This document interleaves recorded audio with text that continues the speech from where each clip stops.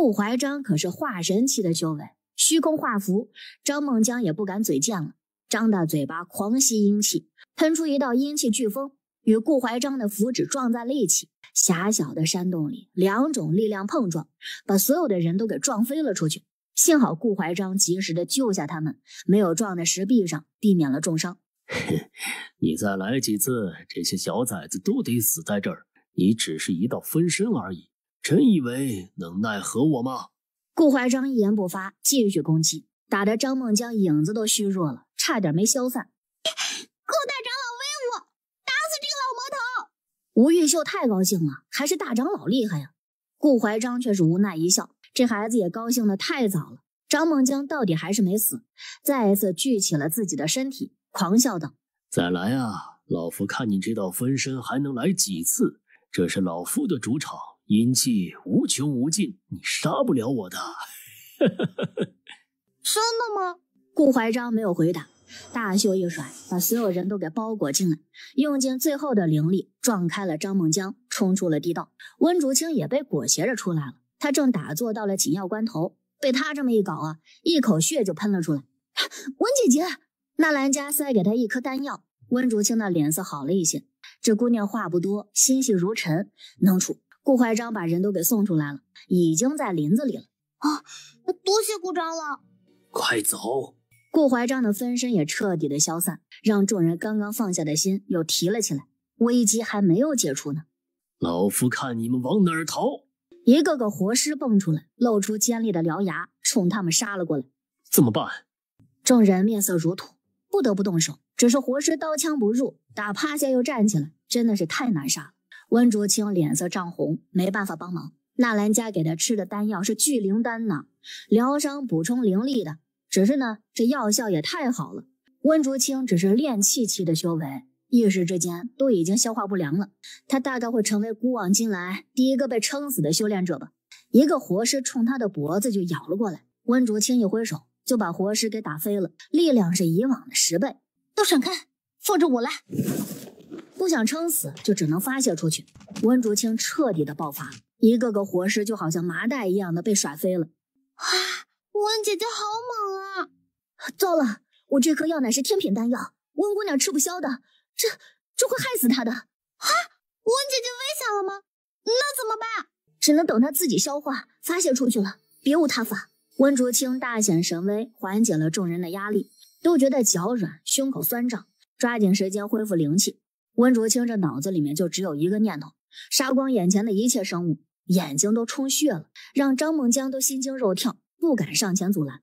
温竹清觉得自个儿真的是爆发了洪荒之力，就算天王老子在这儿，他也敢刚一刚，愣是把张梦江给打退了，躲在地底下都不敢冒头。这女的疯了吗？张梦江都郁闷死了，就算是温竹清他嗑了药，那也不该这么厉害呀。可事实就是如此，张梦江也只能是指挥手下的活尸前来阻挡，希望温竹清早点消化了药劲儿。这么一等，就已经天光大亮。吴玉秀等人原本还很担心呢，看温竹清打趴下这么多的活尸，都游刃有余，渐渐的呢也就麻木了。温竹清打趴下最后一个活尸，一动不动，抬起手指的力气都没了。妈呀，差点没折在这儿！古代也太危险了，动不动的就是什么魔头啊、活尸的，太他妈刺激了。哼，小丫头，你没力气了吧？轮到你张爷爷了，你现在跪下求饶，爷爷还能饶你一命。哼，孙子，想笑死你姑奶奶！姑奶奶都嫌你长得磕碜呢，你以为你赢定了吗？哼，果然是反派死于话多。明年的今天必定是你的忌日。不，你这种人无儿无女，忌日都没人给你烧纸，自己不觉得悲哀吗？死丫头属鸭子的，肉烂嘴不烂。老夫既然敢入魔，就没想过身后事，活着畅快了，哪管他死后洪水滔天。老夫可不舍得你死，这么好的皮囊，不做活尸可惜了。想抓我，你也得有那个本事。陈青山心急如焚，他已经没法子了，总不能看着温竹清被张老魔给杀了吧？你们谁还有法宝？快救救温姑娘啊！秦无悔眼神一闪，冷漠道：我们压箱底的宝贝都拿出来了，能有什么法子呀？不如趁此机会赶紧逃吧，找宗门长辈来，还能为温姑娘报仇。现在过去除了送死没有一点用的，你们要不要走啊？要逃你自己逃吧，我是不会放弃温姐姐的。就算是死，我们也陪着温姐姐一起死。温姐姐救你几次了，你忘恩负义，好意思说自己是正道中人？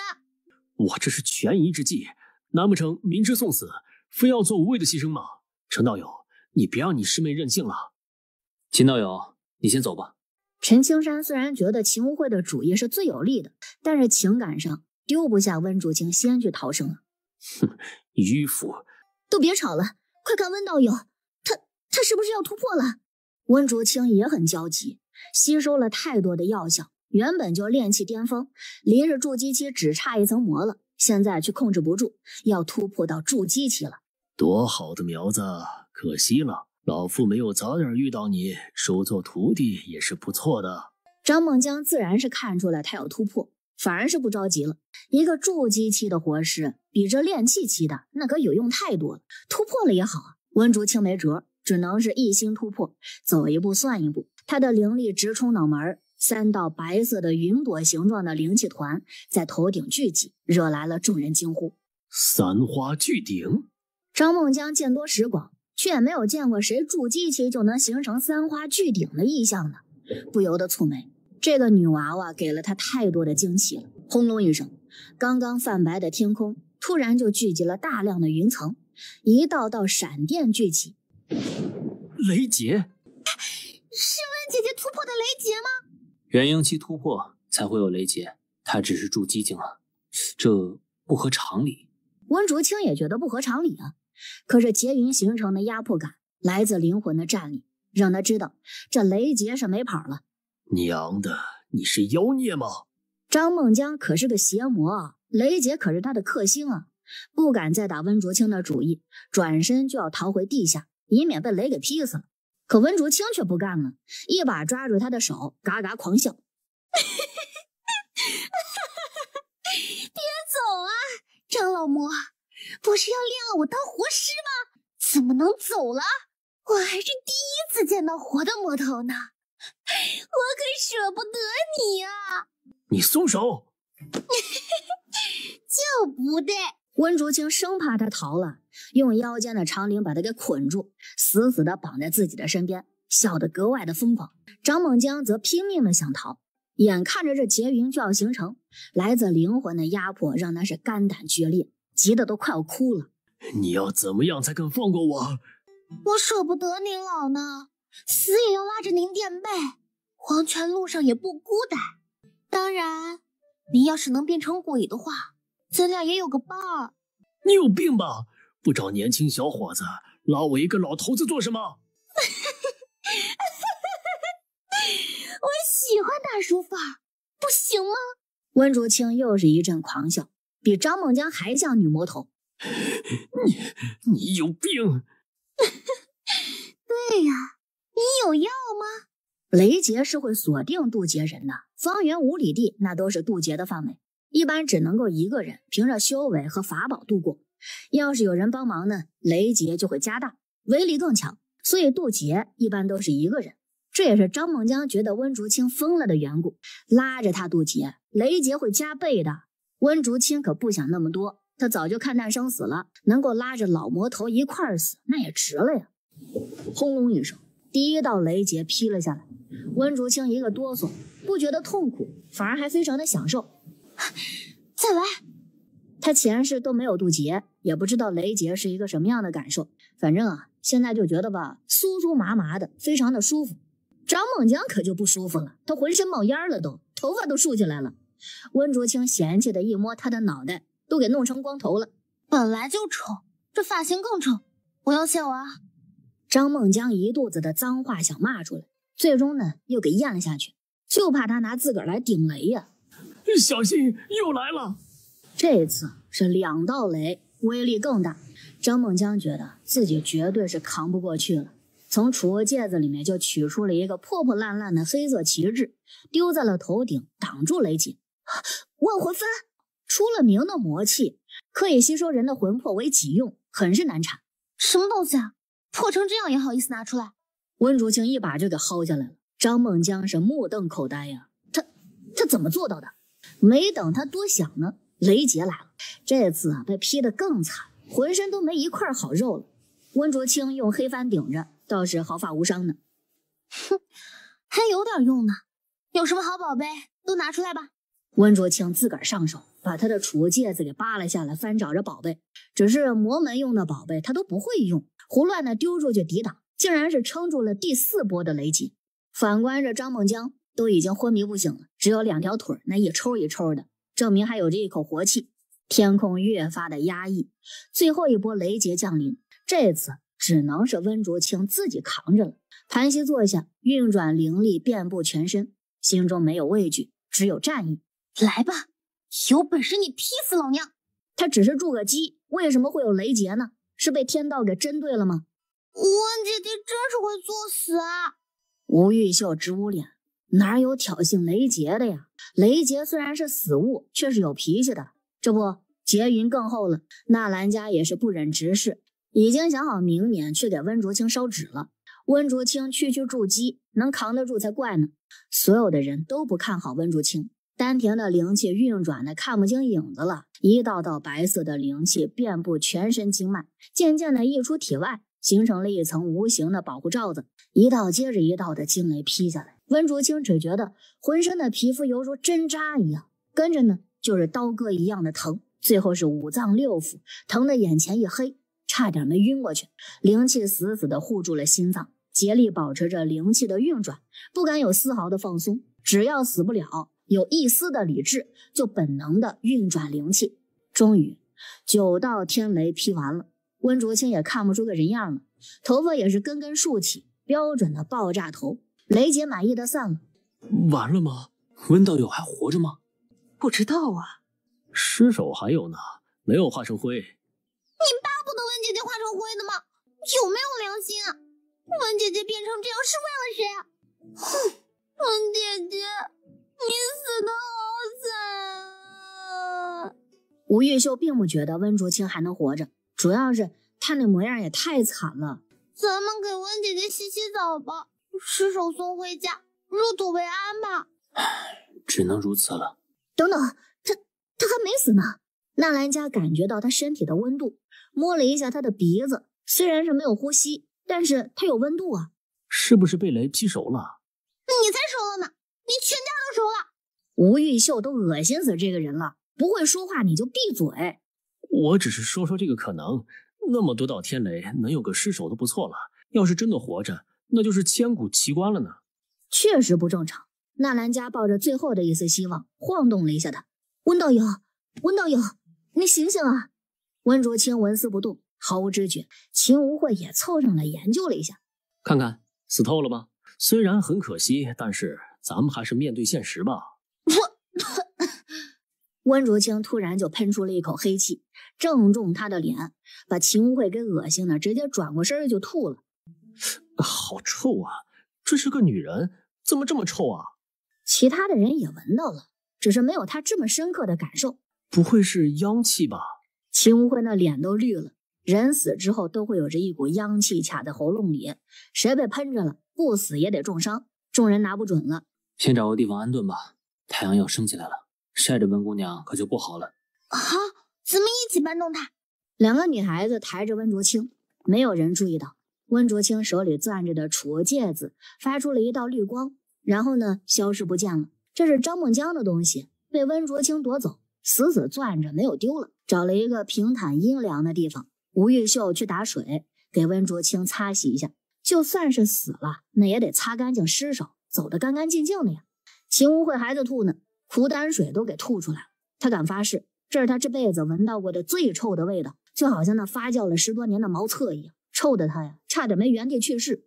帕子擦在温竹清的脸上，突然觉得不太对劲儿啊。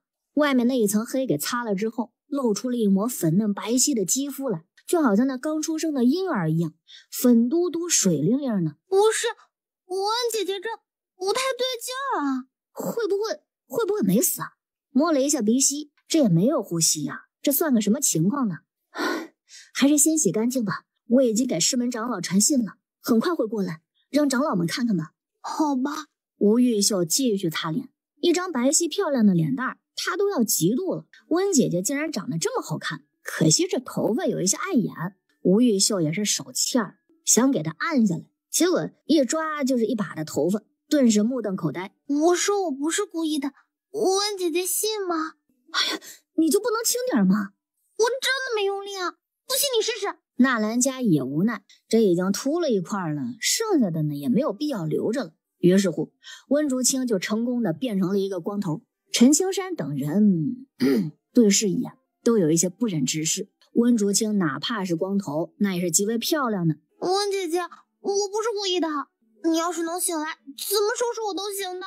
温竹清此刻已经顾不上外界是个什么样的情况了，一心都在运转灵气，稳固修为。到了筑基期，已经不需要呼吸就可以维持身体的机能了，只需要灵气就足够自身消耗，也无需吃五谷杂粮，可以辟谷了。最后一抹灵气吸入了丹田，温竹清猛然睁开了双眼，吓得吴玉秀一哆嗦。温姐姐，你真的醒了？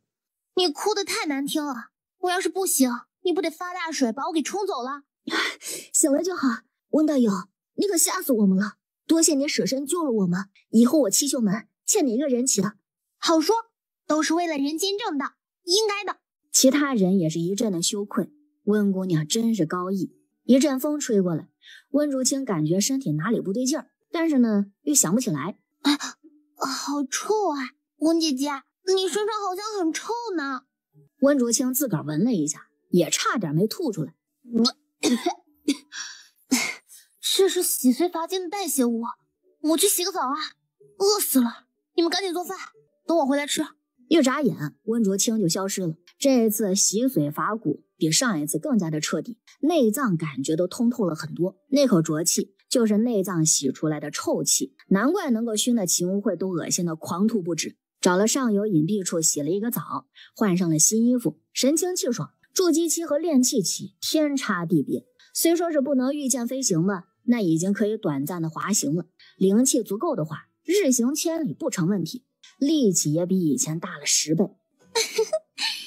姐这次的雷没有白挨呀，筑基期就是爽啊！突然，他看到了河里的倒影，温竹清都愣住了。这个光头女人是谁啊？一阵惨叫声传来，吴玉秀跟纳兰家跑过来问道：“怎么了？出什么事了？我的头发呢？这个我们也不知道呢，它自己掉了。能活着已经是万幸，不要在乎这些小细节啦。”哼，合着秃头的不是你啊？就算是光头，温道友也是很漂亮的。你也是因祸得福，能够在雷劫之下生还的，能有几个人呢？话是这么说，可我还是难以接受。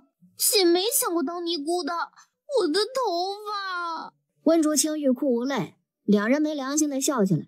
还是陈青山人品好，喊他们吃饭，活着已经不错了。温竹清已经接受了自己光头的事实，拿出了一块布把脑袋给包起来。肉烤熟了，温道友赶紧吃吧。多谢。温竹清虽然是可以不吃饭，辟谷就好，可是多年养成的习惯还是想要吃东西。何况肉那么香呢，没有肉嘎嘎，那人生啊都少了一半的乐趣。秦无慧吐完回来，张嘴就没个好话。你没死啊？哼，你还活着呢，我当然死不了了。吃饱喝足，收拾残局，极阴之地已经被劈得不成样子，阳光照射之下多了一些暖意，以后这块地方就变得正常了。那些活尸死了不少，大多数都只是受伤，阳光晒一晒，竟然呢能站起来不少，惊得众人是目瞪口呆。这算什么呀？温竹清抓着一个给人把脉，竟然有脉搏了，那就不是活死人呢。张老母死了，他们也恢复了，只是看着傻呆呆的，怎么回事啊？或许是少了一魂的缘故。昨天张老魔拿出的那个万魂幡可以吸纳人的魂魄。温竹清想起那个储物戒子，翻出了一个烂兮兮的破幡来。是这个玩意儿吗？所有的活尸都齐刷刷的冲着他蹦了过来，有一种末世被丧尸围困的既视感。停下来！活尸们果然就停了下来，眼底还有一抹委屈。这什么情况啊？温道友，你试一下神识能不能够进入万魂幡。好，一缕神识进入了万魂幡，无数狰狞的魂魄浮现，看到他都下意识的后退。温竹清随手一招，几道魂魄出现在了手里，不敢有一点的反抗。不过这些魂魄呢都没什么意识，只是凭借着本能攻击与臣服。温卓清退出来说道：“可以的。”纳兰家眼神复杂，他一个正道散修，却能够控制邪魔的万魂幡，这算怎么回事啊？温卓清看出了他的心思，工具而已，只看用的人，没有对错。我能控制它，并不代表我就是邪魔，就看我怎么用了。温道友说的对，是我想多了。你可以把这些个魂魄还给那些人，说不定还有救呢。真的吗？试试呗。温卓清拉过了一个活尸，万魂幡里面有一道魂魄有了感应，把他送到了活尸体内。活尸打了一个哆嗦，眼底多了一些清明，跟着呢就白眼一翻，晕过去了。身体亏损太多了，就算是活下来也得好好的调理，最好能够用上人参精的肉，他们才能够恢复如初。这个呀，去哪儿找呢？能活着就是万幸。我有一个补气血的方子，先试试吧。可以的，归根究底也是伤了底子。温卓清并不想暴露小人参精，上一次他已经吃了不少了，人参精也不知道有没有恢复，用别的药材慢一点，那也不是不可以。所有的魂魄还了回去，一地的幸存者摆在太阳底下晒晒，补充阳气，这已经是最好的结果了。他们能恢复过来，真的是万幸了呢，怎么也不白忙活一场。吴玉秀很是欣慰，这么多人，怎么带走啊？温卓清分配任务，他去采摘药材，其他的人去打野鸡、找蘑菇，炖了蘑菇菌汤，加了药材给他们吃下去。下午出林子，这次的任务就圆满完成了。鸡汤大补，加上药材，足够他们有力气下山了。死了的尸体也带走了，用布包裹着，放在戒指里，交给他们的亲人，以免暴尸荒野。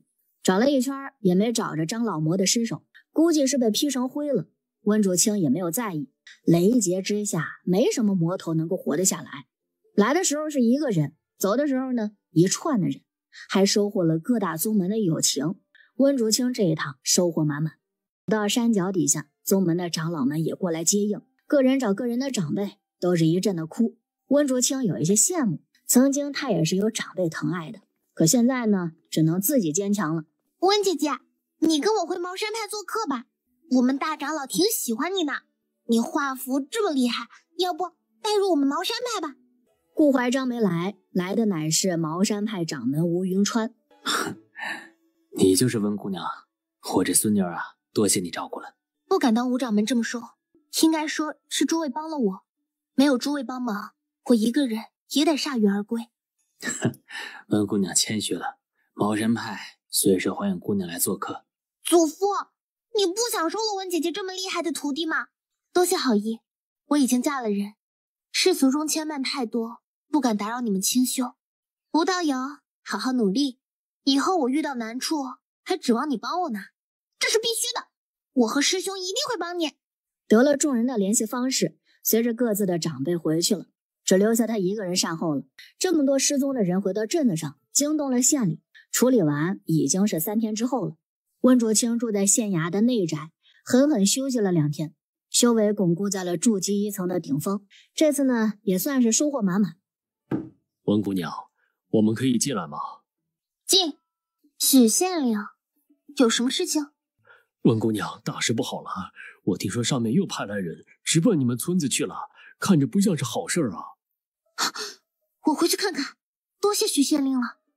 不客气的，我陪着你回去，多少能给我几分面子。算了吧，官大一级压死人。许县令，你的好意我心领了。温卓清不想连累许县令，他直觉或许是梁正远的身份招惹的人，魏千燕那只是其中的一拨人，之后会有着更多的麻烦找过来。没有骑马，灵气运转，一步迈出去那就是10多米，看着轻飘飘的，实则速度飞快，眨眼之间就不见了。此时的灵峰村气氛极为压抑，因为冲进来一群不速之客，都是直奔着梁正远的宅子而来的。梁正远听到了动静，挥手让身边的年轻人离开，自己去会会这些个人。让属下带着小公子先走吧，只要属下还有一口气，一定保住小公子。不用，真的走了反而心虚，你们保护好自己，躲在暗处，没有我的吩咐不得露面。属下遵命。虽然担心，但是没有跟程勇一样非要留下来，行了礼，快速离开，不让自己连累了主子。梁正远走出了房间，魏千燕也带着人过来。梁正远，你家小儿子今年多大了？4岁了，有什么问题吗？生辰八字呢？梁正远说了一个是当时落户的时候留下的，这个肯定是没问题的。出什么事了？魏大人，我家阿青可是帮你去救人，现在还没有一点消息，我都快担心死了。这次是我连累你们家，不过你们放心，我会想办法护着你们的。梁正远深深地看他一眼，有一些意外，这人倒是仗义啊，没有说让自己把儿子给交出去平息事情，毕竟他们这些人那一向是宁可杀错不可放过。多谢魏大人了。梁正远并没有多么的害怕，魏千燕也没有怀疑，毕竟他是当过兵的，胆子总得比寻常的庄稼汉子来得大一些。很快的，马蹄声在门前停下，大门被人给撞开了，一行人嚣张地闯进来。朱熹中，你这是什么意思？眼里可还有魏某？原来是魏老弟啊，这事儿闹的，大水冲了龙王庙啊，咱家不知道你在这儿呢，误会。你现在知道了，这个是我的案子，请你们离开。魏老弟，老哥呢也是为了你好，听说你折损了一大半的人手呢，肯定完不成上面的差事了。老哥哥好心来帮你一场，这家的底细老哥哥也查清楚了，很是可疑。他们家的小儿子很有可能是上面要找的人呢。这样，你把人交给我带走，功劳你我一人一半，咱们也别伤了和气。孩子们都躲在屋子里，蔡大娘护着他们，怕得手脚发抖，却死死地挡住了门口，不能让他们闯进来。梁淑仪面色平静，眼底却有着绝望和无奈。梁淑山擦着手里的匕首，也是一样的平静。倒是小武一脸的懵懂，懂事的没有哭闹，也知道家里面是出了事儿了。小武别怕，姐姐会保护你的。子儿没有在场，也不知道跑到哪儿去了。魏千燕都被气笑了。姓朱的，想抢我的功劳，你还真是不要个逼脸。这家人我也调查过，我怎么不知道有可疑呢？咱们都不是什么好东西，别把话说得这么漂亮。今儿个呀，你休想把人带走。既然你这么说了，老子也不浪费口水。我要是非要带走呢，除非从咱家尸首上跨过去，看看咱家干爹能不能饶了你。你怕是还不知道呢，你干爹差事办砸了，让皇上训斥，已经撸了职务，闭门思过呢。你以为那个老不死的还能给你撑腰吗？魏千燕心中一沉，面上不动声色。不管宫里什么情况，现在咱们出门办差就得按照规矩做事。你来我的地盘抢人，已经是坏了规矩了。督主那儿看你怎么交代。那是我的事儿，反正今儿我是必须把人带走的。魏老弟，你也好好的想一想，为了他们几个，犯得着跟我撕破脸皮吗？魏千燕权衡利弊，一阵的沉默。他现在是绝对的劣势，没有一丝的胜算。属下派出去还没有回来，不知道活着没有。干爹又失了势，那真的是雪上加霜啊！让开！你想抓我，也要有朝廷的手续。我犯了什么罪？如今天下安定，皇上仁慈，百官清廉，天下大安。你们这些阉贼却肆意迫害百姓，不怕御史们弹劾你们吗？你倒是懂得还挺多嘛，果然是有问题。军队确实有梁正远这个人，也娶亲了，却没有这么多的孩子。你还是想好怎么交代这些小崽子们的来历吧。上，全部拿下！若有反抗，格杀勿论。我看你们谁敢！魏千燕顾不上多想，先保住梁家人再说呀，抽出刀子与他们对峙。姓魏的，你找死！别以为老子不敢动你了。上，废了他们！都是同僚，杀了也不好交代，但是废了他们就没什么问题了。他们彻底打成了一片。梁正元也帮忙，倒是挡住了这帮人。魏大人，住手！竟然是魏千燕的一个下属拎着小武走了出来，他背叛了魏千燕。李思成，竟然是你！魏大人，不好意思了，从一开始卑职就是朱大人的人。哼，只能怪你太傻了，这家人都有问题。魏大人也轻信那个女人的话，害得兄弟们遇险，跟着你难有出头之日。水啊，往高处流，魏大人别怪我。你这个叛徒！怎么能是叛徒呢？这是内应，是砸架未雨绸缪。姓魏的，你输得不远。你们全部束手就擒，这么厉害的身手更加可疑了，全部带走。是。梁正远攥紧了拳头，就要抬起手，放出令箭，召集人手前来帮忙。他们绝对不能够落在东厂之人的手里。梁书山突然冲出来，匕首就扎在了叛徒的后腰上，把小五给救了下来。臭小子，你找死！真是个废物，一个孩子都对付不了。跟着他就撩起了袖子，一柄弩箭对准了梁书山。梁正远都没有来得及阻拦，弩箭就冲着小山的面门射来，一点寒光在眼前越来越大。梁书山就好像傻了一样，双脚不听使唤，眼看着就要被弩箭给射死。所有人的心都提到了嗓子眼。三哥，小山！扑哧一声，弩箭入肉的声音，梁书山的眼睛都红了。小山，我没事，是子儿。梁书山回神，眼泪滚落，跪下抱起地上的紫貂。原来是子儿在危急关头替他挡了一箭。子儿呼吸微弱，紫褐色的眼神逐渐的涣散。梁书山悲痛欲绝，小孩子头一回感受到了心如刀绞的痛苦。他想起最开始见到子儿的样子，嘴欠的让子儿变成个小姑娘，哭着追着他回家。如果有后悔药的话，他一定说子儿是天底下最漂亮的小仙女，仙女法力无边，就不会死了。魏千燕目瞪口呆，温家的动物都这么的有灵性，更加坚定是要保护好温家人，否则的话他也没有办法与温卓清交代啊。李思成挨了一刀，但是呢没死成，扯着小五说道：住手！李思成，你不得好死，咱家待你不薄啊！哼，做内贼的从来没有好下场。不劳你操心，就你这么心慈手软，跟着你才没好下场呢。东厂那可是吃人的地方，你不吃人，别人就得吃了你。小五使劲的挣扎。放开我！我阿娘不会放过你们的！阿娘，救我！哼，那个女人自身难保，她能来救你，除非太阳打西边出来。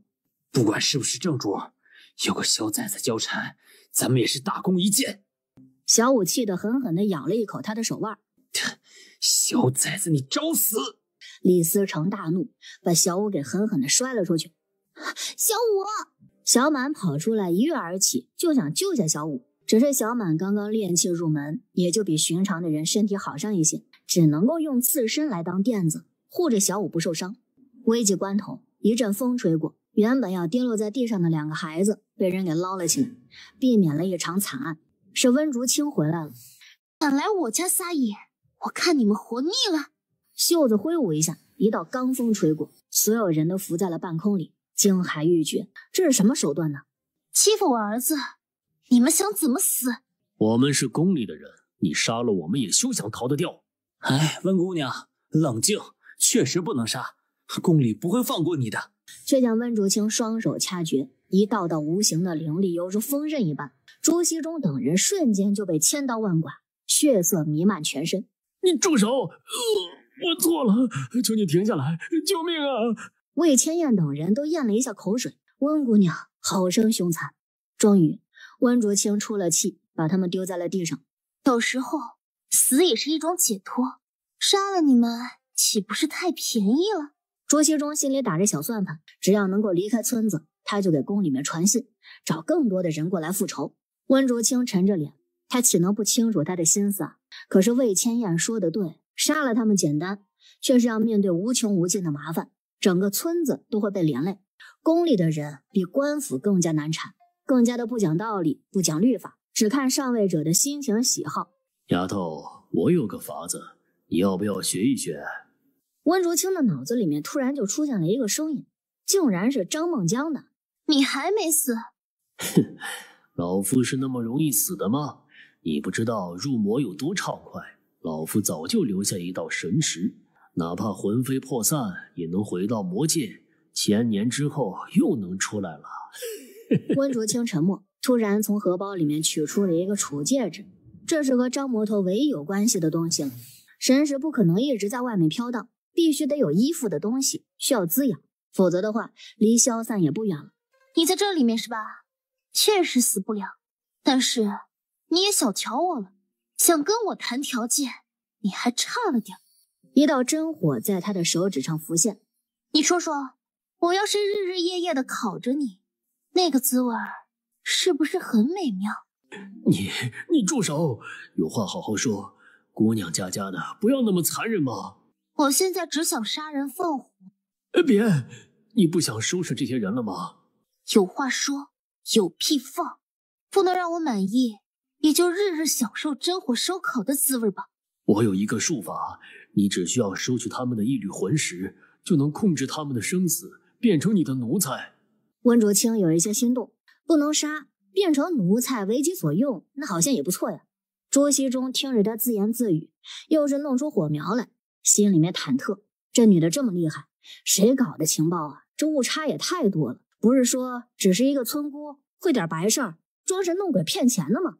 温竹清和张梦江的对话，那都是神识聊的。在外界看来呢，就是温竹清沉默不语，面色阴冷的盯着这帮人，似乎是在想着用什么样的酷刑来折磨他们。这可把朱熹中给吓坏了。魏千燕是一阵的解气呀，让你来抢功劳，活该。他看着温竹清，感觉温姑娘好像又厉害了。以前觉得呢，她顶多是个身手厉害、会点玄术的高人，现在却觉得深不可测，不像个人。当然了，这可不是骂人的话，是说她像个仙女。你想怎么样？咱家可是东厂百户，你不能杀我。哼，说什么打打杀杀的？我可是奉公守法的好百姓呢，怎么会杀朝廷中人呢？朱熹中松了一口气，能屈能伸。这事儿是我们不对，我跟你道歉，以后绝对不会再来招惹你了，你就当我们没来过，好不好？不好，这么大活人，我不能自欺欺人啊！放心，我不会和你们一样不顾律法，草菅人命。那你想怎么样？你很快就知道了。温竹清已经学会了张老魔的控制之术，双手打出复杂的手印来。朱熹中直觉不妙，转身就逃了。手下们看老大都逃了，也跟着逃。温竹清都没追，就这么让他们逃了。其实啊，他的灵魂印记已经打出去了，脑子里面多了一些亮点，只需要动动心思，这些亮点是生是死都在他一念之间。这些人留着，或许以后有用呢。温竹清就暂时把他们的命给留着了，以防麻烦。温姑娘，就这么算了吗？不然呢？你不是说他们不能杀的吗？哎呀，确实不能杀，否则整个村子都得被灭了。你是不知道东厂的残忍。你不也是东厂的人吗？我也不是好东西。你厉害，能这么清楚认识自己的人也是少有。你的属下我给救回来一些，送到县里了，还需要休养。你去领人吗？他们还活着？哎呦，太谢谢温姑娘了。不谢，你能挡住姓朱的，就是有心了。以后有事说话。钱给了，你们可以走了。魏千燕痛快地给了钱，问道：“我的毒还没有解呢。”好说。温竹清丢给他一个瓷瓶，一人吃一颗。多谢了。魏千燕带着人离开了，院子里没了外人，只有受伤的自家人了。母亲，蔡大娘不好了！蔡大娘为了保护他们，也中了几刀，呼吸微弱，眼神都已经涣散了，眼看着就不行了。温竹清急忙进屋，小山抱着子儿，一脸的哀求：“阿娘，子儿能活下来吗？”温竹清先看了看子儿，修行的灵物生命力很强，一时半会儿也死不了，就先救蔡大娘。姑娘，别伤心，我去找我女儿了。在你家里是大娘过得最舒服的日子，大娘能认识你，一辈子也值了。大娘，你别急着去找蔡姑娘，这一家子人你就能放心吗？有我在，哪怕有一口气，也能从阎王那儿给你抢回来，放心吧。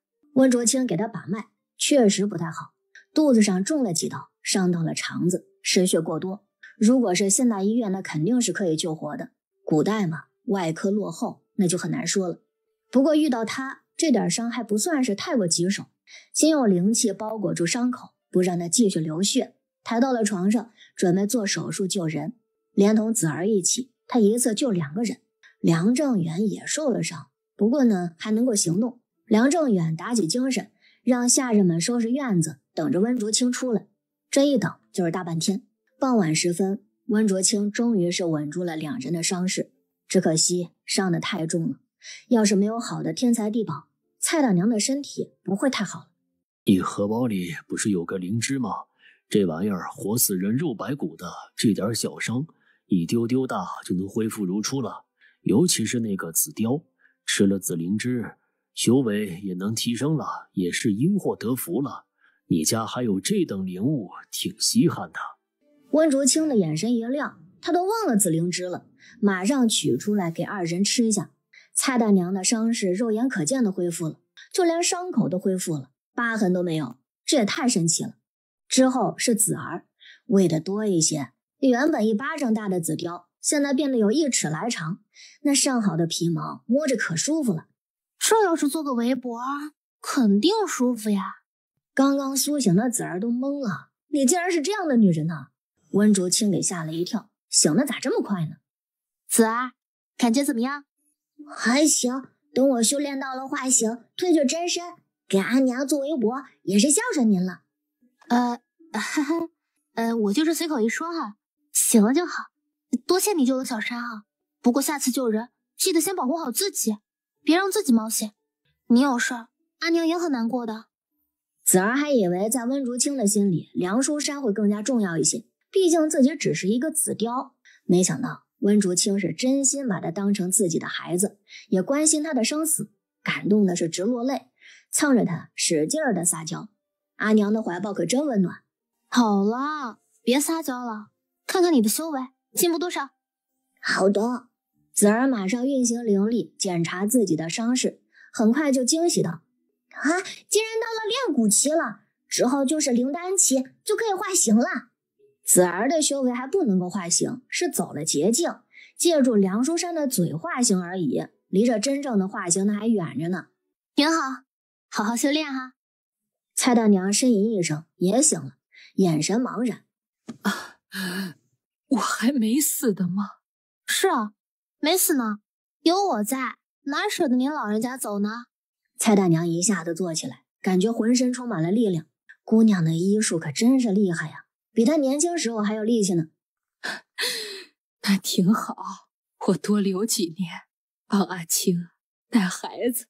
几年怎么够呢？您长命100岁呢。子儿本性也是孩子一样，坐不住，爱热闹。恢复人身，抱着蔡大娘就撒娇道：蔡奶奶，你都变漂亮了呢，是阿娘用珍贵的灵芝肉救了您，您且安心活着，100岁只是开始，200岁都不成问题。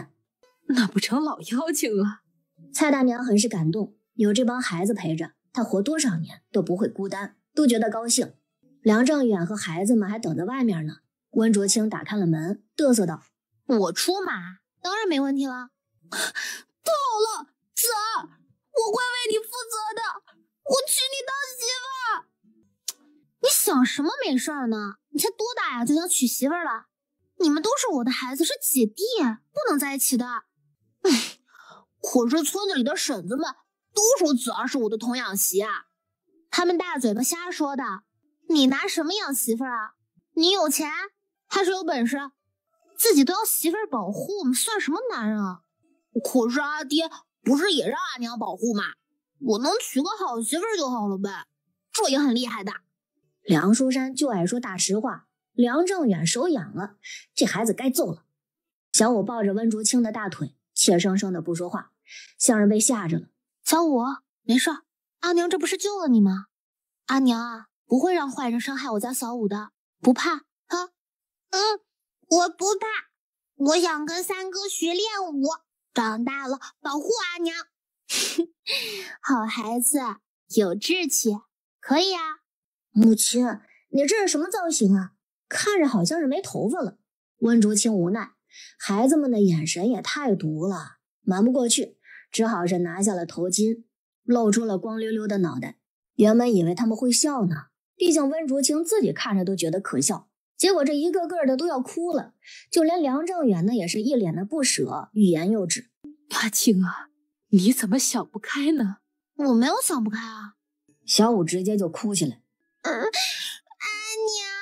你是不是不要我们了？没有啊，阿娘不是回来了吗？你们想什么呢？那你剃光头干啥？是不是想去做尼姑？不对啊，阿娘是修道的，道姑不用剃头的。原来是误会温竹清要出家当尼姑了。唉，这是个悲伤的故事啊。咱能吃个饭聊吗？饿死了。厨房准备好了饭菜，炖了鸡汤，是你之前留下的药方，补气血的，你喝2碗补补身子。梁正元很是贤惠，招呼大家去吃饭。下人们没有在身边伺候，就他们一家人团团圆圆的吃一顿饭。哎，桑桑呢？温竹清这才发现没有看到温桑桑。看我给忘了，我怕那些人抓人，就把桑桑和孩子藏起来了。我把人放出来啊。温桑桑抱着孩子出来。温姐姐，你这是……都坐吧。我说一次啊，省得你们一直问。得知是被雷给劈的，众人都面色各异。还好啦，这场雷劫好处大于坏处，劈没了极阴之地，劈死了张老魔，为民除害了。我还没死呢，你别急着得意。温竹清面色不变，神识回应道：是吗？那我跟茅山派、七窍门他们的传信来收了你。张老魔立马闭嘴，不敢惹这个姑奶奶。听温竹清讲述，那就跟听传奇故事似的，孩子们可崇拜了。一顿饭吃完，大家都开心了，哄好了孩子们，让他们早点休息。温竹清让梁正远来自己房间里面说正事。我手里还有一些人，你要是不及时出手，我会召集我的人来逃走。只是那样一来，我之前做的一切都白费了，会惹来朝廷的全力追捕，处境更加艰难。温竹清也明白，个人的力量在皇权之下太过渺茫了，这些人乃是梁正远最后的底牌。你能理智应对挺好的，咱们还是太弱了，消息也不够灵敏，人家杀到村子里才知道，很被动的。你说的对，我会尽快建立消息渠道，保护你们的。你已经尽力了。感谢的话我不多说了，我梁正远向您保证，这条命都是你的，只要我活着，就不会负了你。大可不必，咱们只是合作，又不是真的夫妻。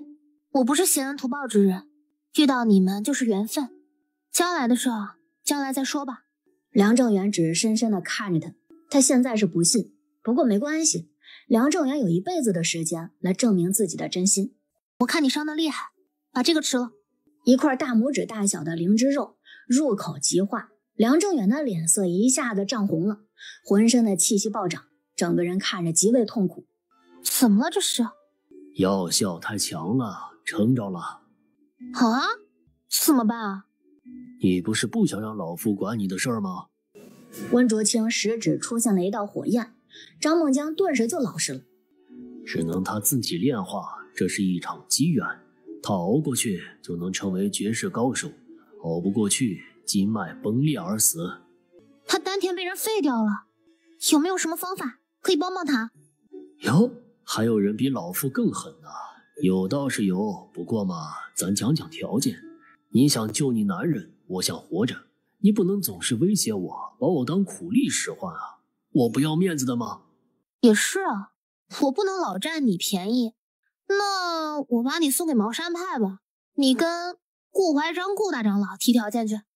张梦江瞬间就蔫了，落到茅山派手里，他还能活吗？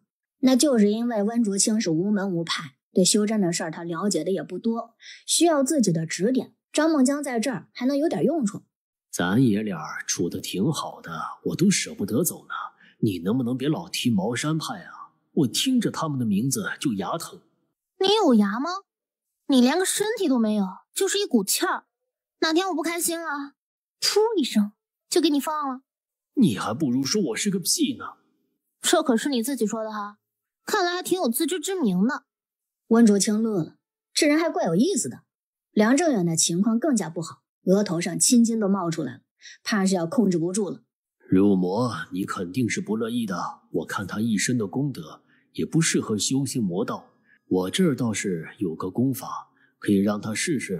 现在最重要的是降火，2个法子。你不是他媳妇儿吗？阴阳交融，对你俩都有好处。